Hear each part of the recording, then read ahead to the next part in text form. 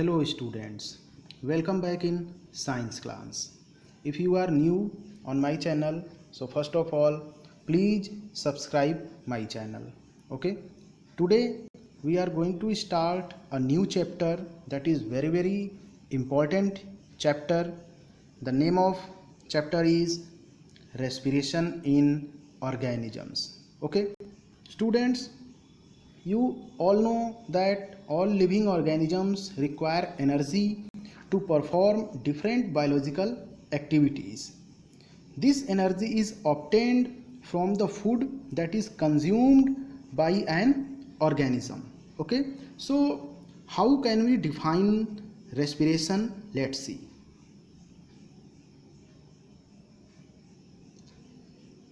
Respiration is the name of the general process in which organisms convert sugars into biochemical energy using oxygen. It means this is the process of energy production in our body that is required, and that energy is required for different types of biological activities that are continuously takes place in our body. हम लोगों की body में बहुत सारे processes continuously होते रहते हैं, जैसे कि digestion of food, muscles contraction, blood movement and so many processes. और उन प्रोसेसेस के लिए एनर्जी रिक्वायर्ड होती है, and that energy from where that energy come by the process of respiration. Actually respiration होता क्या है कि जो हम फूड लेते हैं, after digestion they goes into the cell in the simplest form, in the form of glucose, and when we breathe oxygen it enter in our lungs, and from the lungs it reach into the cell. और cell में ये oxygen जब पहुंचता है तो वहाँ पर glucose के साथ रिएक्शन करता है और एनर्जी प्रोड्यूस करता है. इसी प्रोसेस को हम बोलते हैं respiration. Okay, in short we can say oxidation of glucose to release energy is called respiration. Short form में हम इसको इस तरीके से भी डिफाइन कर सकते हैं. तो जो यहाँ पर एक न्यू वर्ड आपको मिला, ऑक्सीडेशन. ऑक्सीडेशन हम किसको बोलते हैं? A chemical reaction in which oxygen is added, है ना. किसी भी केमिकल रिएक्शन में अगर ऑक्सीजन ऐड होता है ओके रिएक्टेंट के साथ, तो उस रिएक्शन को हम बोलते हैं ऑक्सीडेशन. ठीक है, अब इस रेस्पिरेशन में किस रिएक्टेंट के साथ ऑक्सीजन रिएक्ट हो कर रहा है? ग्लूकोज के साथ. ओके, और उसको ब्रेक डाउन कर रहा है किसमें? कार्बन डाइऑक्साइड, वाटर और एनर्जी में. Okay, now we will talk about the types of respiration. Okay, there are mainly two types of respiration: aerobic respiration and anaerobic respiration. Okay, let me see one by one. Aerobic respiration. Aerobic respiration means respiration which takes place in the presence of oxygen.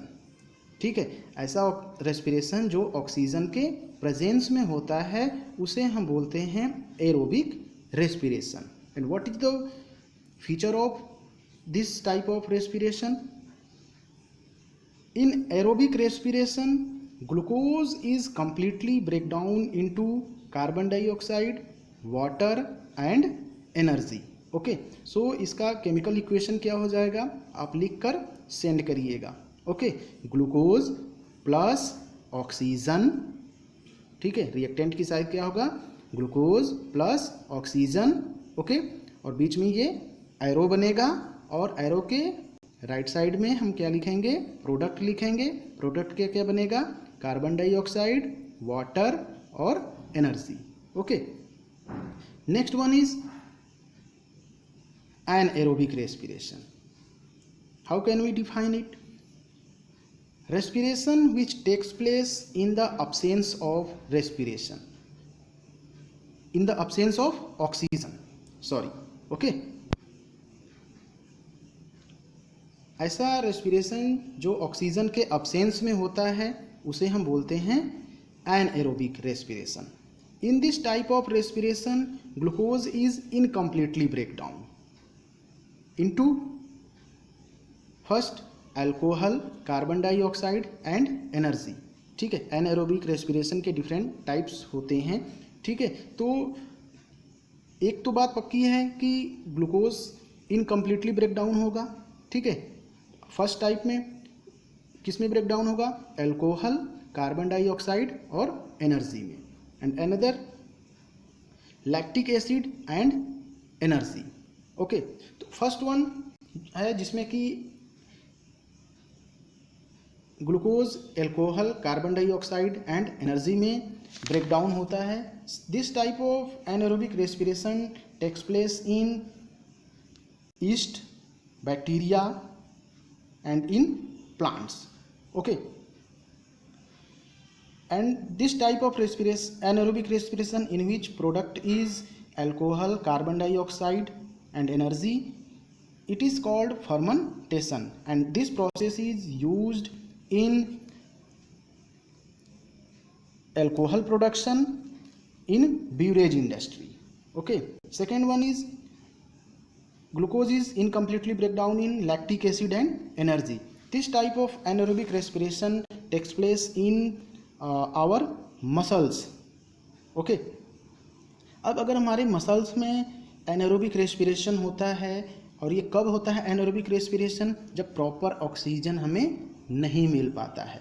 ठीक है ना, जैसे कि जो athletics होते हैं या fast running जब हम करते हैं तो उस समय पर मस्कुलर क्रैम्प होने लगता है बॉडी में, हमारे लेग में।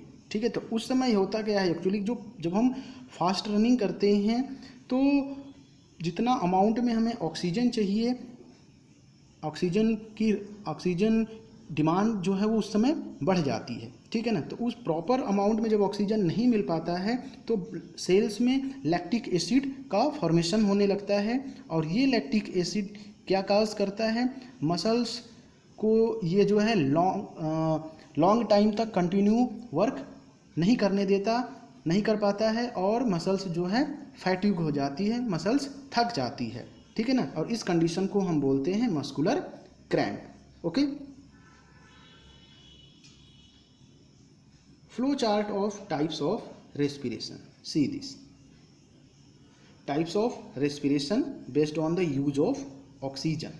ओके, सबसे पहले जो है आप सेंटर वाला देखिए, glucose with the use of oxygen. तो with the use of oxygen वाले रेस्पिरेशन को, जिसमें ऑक्सीजन यूज़ होता है, उस रेस्पिरेशन को हम क्या बोलते हैं?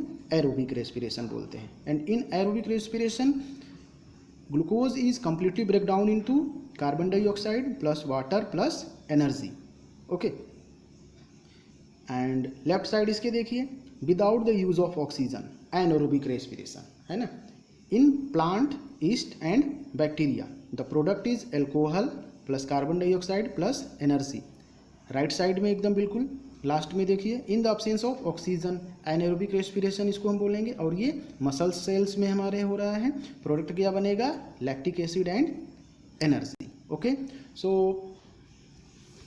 स्टूडेंट्स, लास्ट में मैं एक बार समरी आपका समअप कर देता हूँ। ठीक है ना, सबसे पहले हमने देखा रेस्पिरेशन। ठीक, रेस्पिरेशन क्या डेफिनेशन देखा, oxidation of glucose to release energy. उसके बाद हमने टाइप्स ऑफ रेस्पिरेशन देखा। There are 2 types of respiration, aerobic and anaerobic. Aerobic respiration takes place in the presence of oxygen and it takes place mostly in our body.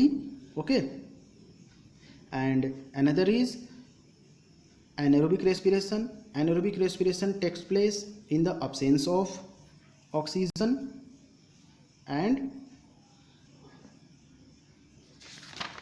anaerobic respiration में जो glucose है उसका breakdown होता है 2 types में। एक तो अल्कोहल, कार्बन डाइऑक्साइड और एनर्जी बनता है, ये ईस्ट में होता है, बैक्टीरिया में होता है, और इसको हम फर्मेंटेशन बोलते हैं। दूसरा लैक्टिक एसिड एंड एनर्जी बनता है, जो कि हमारे सेल्स में होता है, मस्कुलर सेल्स में, और इसके कारण जो है मसल्स क्रैम्प होता है। और ये फ्लो चार्ट। ओके, एक चीज़ इसमें न्यू आती है वर्ड सेल्यूलर रेस्पिरेशन। ठीक है, तो cellular respiration is not anything else, that is जो एरोबिक रेस्पिरेशन हमने पढ़ा वो कहाँ पे हो रहा है, लोकेशन उसका क्या है, सेल में हो रहा है ना। तो जो सेल में रेस्पिरेशन हो रहा है एरोबिक रेस्पिरेशन, उसे ही हम सेलुलर रेस्पिरेशन बोलते हैं।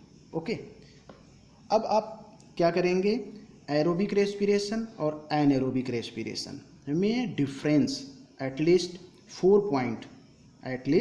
4 पॉइंट डिफरेंस आप लिखकर सेंड करेंगे। Okay, thank you.